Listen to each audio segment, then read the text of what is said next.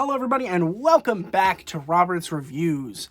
We are continuing our Quentin Tarantino movie series where I watch every Quentin Tarantino movie so that you don't have to, and we're almost done because after Inglourious Basterds, he has, I think, 2 movies left, and 3 movies left, and I've already watched 2 of them because of my Leonardo DiCaprio series, so that's cool. If you have not watched all of the series, they are in a playlist if you're interested in watching them. And for future reference, after this week we are taking a slight break. We're doing a Kingsman series on the 18th and 19th so I can catch up on the Kingsman series because later on in the year they're releasing a new one. And then the following Thursday we're watching Candyman to prepare for the new Candyman that is on the 27th of August. Or at least it is supposed to come out on the 27th of August. I think they might have pushed it back. I don't remember. But regardless, we're taking that off. And then we will finish off the Quentin Tarantino series on the 2nd of September with The Hateful Eight. And then on the 16th of September, nope, not even 16th, on the 23rd of September, we're taking like 3 weeks off of just this series, of course. We're going to start the Jim Carrey series. I don't know if I've ever announced that, but I'm excited to talk about it. We are doing a Jim Carrey series where I watch every single Jim Carrey movie, so you don't have to. You're welcome. So definitely subscribe if you're interested in that. But without further ado, let's talk about Inglourious Basterds.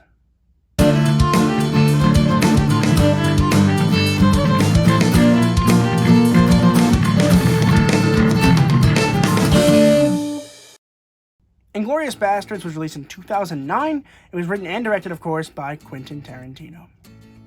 And this is probably one of my favorite Quentin Tarantino movies in terms of enjoyment. I do think he has a couple better ones. Like, I personally think Django Unchained is a little better. I also think True Romance might be better. I have to take some more time to think about that, but I think that's my thoughts on it. But this movie's fantastic. I mean, it's such a joy to watch. No spoilers, of course, but it takes place in the Nazi Germany. And we have Brad Pitt as Aldo Rain, as he basically tries to find a way to kill Nazis and kill Hitler. And there's a bunch of conspiracies going on how they're going to kill Hitler, but it all goes into this crazy spiral of events that ends in just a fantastic ending of a movie. One of the best endings of a movie I've ever seen. I think it's just so fun. It's such a fun movie. And a lot of it has to do with the acting here, of course, with Brad Pitt as Aldo Rain. He's wonderful. Brad Pitt is freaking hilarious in this movie. He's astonishingly great. I need to do a Brad Pitt series at some point because, I just love him. Every time I see him in a movie, I'm like, this is exciting. I love Brad Pitt. I think he's fantastic. I'd love to do Fury. Maybe I'll do Fury in a couple weeks. I have an open slot, and I really like Fury, and I'd like to talk about Fury at some point. But I really like Brad Pitt a whole lot. He definitely makes this movie, but I think Christoph Waltz might have a better performance here as Hans Landa. And he's freaking brilliant. He's hilarious. He's scary. He's intelligent. And of course, he was fantastic in Django as well. I mean, it's just so good. I really liked him here. Those two together make such a fantastic pair in this movie. I love them both. I think they're both wonderful actors. I'd love to do a Christoph Waltz series at some point too. I mean, he's just brilliant. And I want to mention that Daniel Bruhl is in this film, and I think he was fine. I don't think he was particularly fantastic, but you didn't have to be fantastic for that part.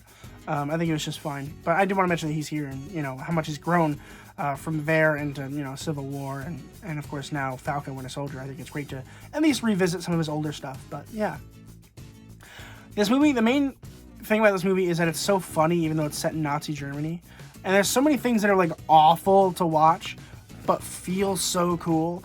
And then, of course, there's the best opening to a movie I think I literally have ever seen in my life is in this movie. I love the opening of this film. It's just so creepy and funny and relaxing and scary all at the same time. I don't know how he does it. It's fantastic.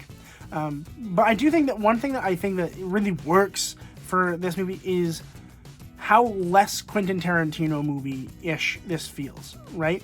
Quentin Tarantino has this thing where he just kind of has these long conversations that quite honestly don't have anything to do with the film, and it takes a long time, and it is very annoying, but we love it because it's Quentin Tarantino, and we appreciate his style. But this one felt better in the way that it felt more contained in itself. It was a tighter story, a tighter script, and sure, there were definitely times where it felt long, and there were conversations that didn't need to exist, but for the most part, it was all for the sake of character development that actually mattered, I think. So I appreciate that from Tarantino here. However, I unfortunately don't think it's the perfect movie. I do think it is slow. It still is slow. Quentin Tarantino needs to work on his pacing, because that's the one thing that Tarantino is not good at, in my opinion. I don't think he's good at pacing. I think that he'll go really fast and really slow, and really fast, really slow.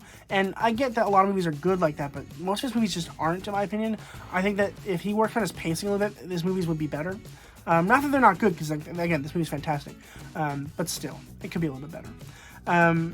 And I think this movie is just enjoyable, which is really why I think it's so good.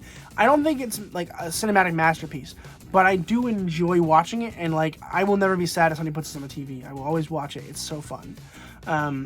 But I do think that, to a certain extent, enjoyment isn't everything. Like, I can enjoy a movie because it's bad and still have a good time. Like, I'm sure there are good examples somewhere on here. Like, the first Space Jam. That movie is not very good, if I'm being honest, but I enjoy the movie. Then there's a second Space Jam, which was very bad, and I hated that movie. And it's just this weird, like, balance of, like, strangeness that I think works for Inglourious Basterds, where, like, it's definitely not the best movie ever made. There's some issues, but it's fun. It is a fun movie. I love it, and it's probably in my top 3 Quentin Tarantino movies for sure. And so I'm going to go ahead and give Inglourious Basterds an A. If you haven't watched Inglourious Basterds, definitely try to find it somewhere. I rented it on Redbox. You can basically rent it anywhere. If you didn't know this, Redbox has an online service that is actually pretty good. It's like $4 to rent a movie in HD. So definitely check that out if you're interested. A little plug for them. I've been using them more than Fandango now because they actually give you coupons and you get points and stuff. Like, Fandango now does not do that, as far as I know. So they're always $4. I get these $1 off almost every time because I get coupons for it, and it's very nice. I appreciate that. So if you're interested in that, definitely sign up for that. It's free, and I've been using it for quite some time. It's pretty nice, actually. But thank you so much for watching this. We have one more Quentin Tarantino movie, and then we're done. I mean, that's incredible. Finally.